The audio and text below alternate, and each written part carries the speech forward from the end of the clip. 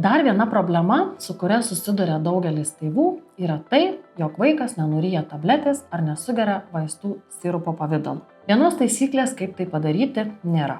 Jei vaikas nenori gerti vaisto sirupo pavidalu, galima bandyti jį sumaišyti su nedideliu kiekiu jogurto, sulčių, kisieliaus ar kito vaiko mėgiamo gėrimo.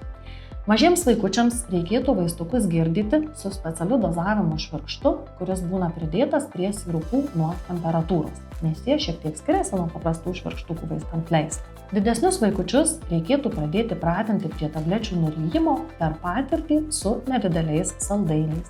Pavyzdžiui, kaip Tic-Tac ar kitais draže, pereinant prie didesnių kaip Skittles, M&M's, kas jau būtų artimesni tabletės dydžių. Rekomenduoti įsidėjus saldainį, ateityje tabletę į burną, gurkštelti vandens gurkšnelį ar sulčių ir tiesiog nuryti.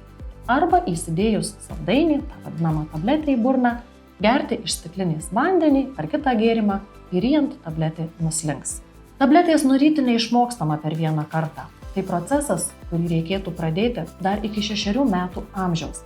Nes nuo 6 metų vaikas jau laikomas didesniu, jam reikia didesnių vaistų dozių, o ir vaistų sirupai kompensuojami tik iki 6 metų amžiaus.